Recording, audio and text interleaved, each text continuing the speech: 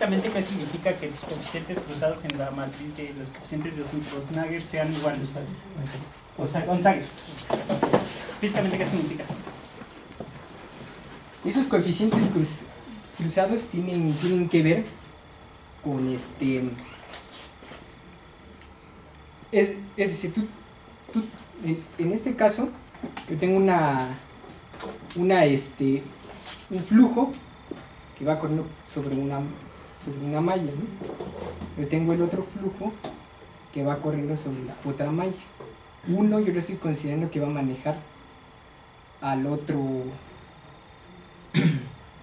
al otro flujo.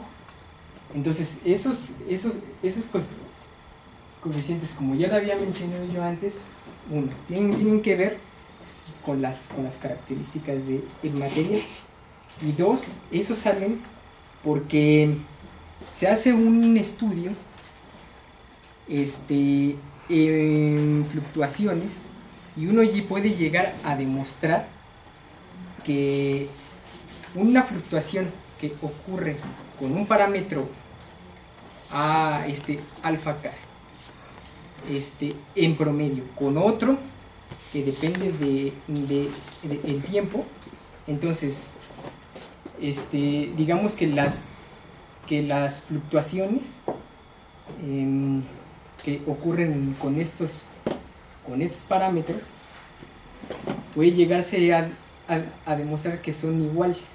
Es decir, no importa si el parámetro que no está fluctuando con respecto al otro es equivalente en promedio a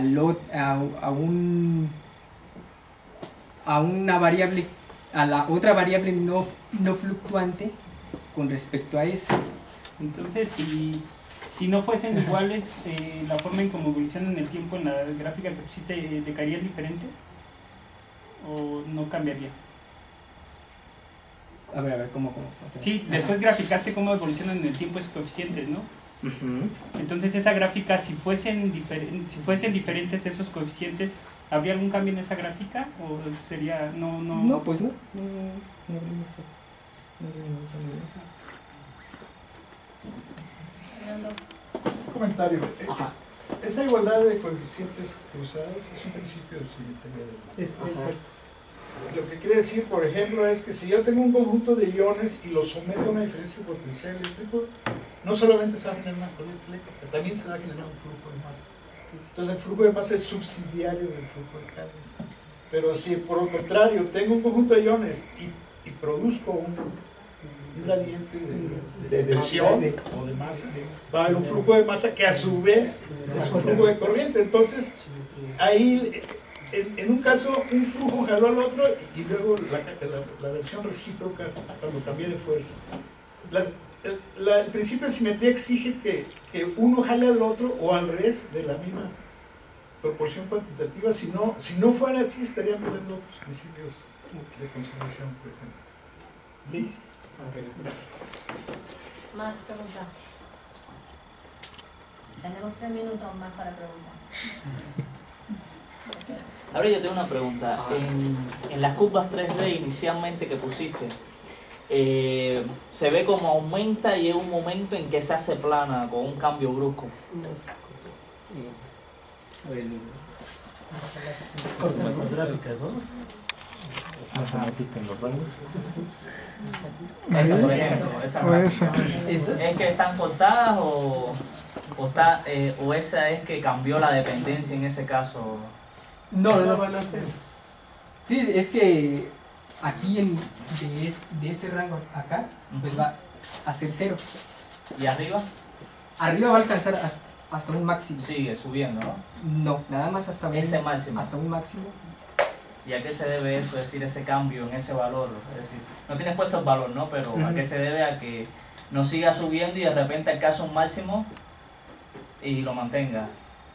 Es decir, a veces me ubico. Bueno, porque precisamente ahí se está mostrando una propiedad extremal en la función. Es decir, pero hay una confusión ahí. ¿Ves las cuasi parábolas envolventes transversales? Sí. Entonces pregunto, ¿y por qué la parábola más alta se cortó?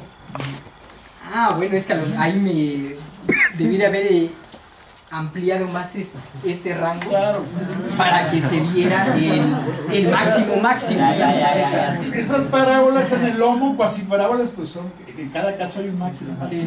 Y va subiendo el máximo. Sí, pero nada más hay que notar que la que están diciendo, la primerita, es para T igual con 0. Y ese es el transitorio más grande del circuito.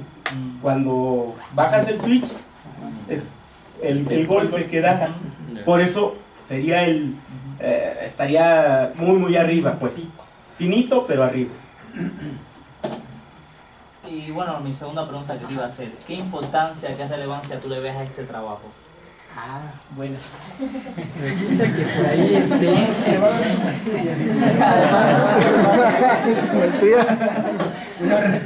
resulta por ahí que nos encontramos con un artículo de Física Applied que se están construyendo unos capacitores, por así decirlo, que son muy capacitivos, super capacitores, que están construidos con láminas de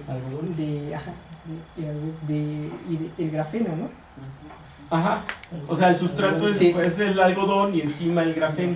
Exactamente. Entonces, este tipo de materiales ofrecen una capacitancia demasiado alta. Entonces, el reto es, bueno, si uno puede determinar o modelar el comportamiento de un convertidor de energía basado en con esos elementos, entonces uno puede decir qué tan eficiente en diferentes rangos de operación puede llegar a ser porque puede tener muchas aplicaciones. Entonces, por ejemplo, puedes hacer un carro pues totalmente eléctrico, y entonces si le metes este tipo de elementos en su operación, pues puedes entonces decir qué tanta eficiencia puede haber. Porque digamos, es que le falta decir una cosa que es importante, porque este tiempo, o el que aparece en las otras gráficas, pues depende del producto de R por C, ¿no? Entonces ahí es donde podría tener relevancia. Ponga los valores, bueno, ya no los ponga, pero son de microfarads los valores que usó. Esos capacitores tienen capacitancias de farads, pero la relevancia tecnológica es que para lograr esas capacitancias con capacitores como los que hay ahorita en el mercado, necesitas capacitores cuya masa es de 2 a 3 kilogramos. Estos capacitores, sus masas para esas capacitancias de farads son de miligramos. O sea, son 1000 veces más ligeros o con menos masa que los que puedes construir. Pues eso da muchas posibilidades. Bueno, es bien sabido que la Comisión Federal de Electricidad pierde un montón de energía por efecto Joule en todas las líneas de transmisión, y eso ocurre en todo el mundo. Tus circuitos con corrientes manejador y manejada tienen efecto Joule si lo fueras a hacer como hizo César al laboratorio, porque él fue sí hay. Tiene, ¿no? Entonces aquí estás abriendo un esquema teórico que te dice, parece que a nadie le importa trabajar a máxima potencia y estar quemando por efecto de un montón de energía. Aquí hay opciones que bajan el impacto ecológico de la transmisión. Parece que no es tan importante, pero podría llegar a ser importante. Es decir, yo voy a calcular unas corrientes que en lugar de disipar tanto, disipen 70% menos que el régimen de máxima potencia. Yo tengo una potencia con una potencia razonable, pero no, como es el caso del criterio económico. no tan grande, pero no tan lejana de ella. Yo te recomiendo que la tesis pusieras algunos ejemplos numéricos de este estilo, el impacto de los diferentes modos de operación, ¿no? Bueno, el siguiente.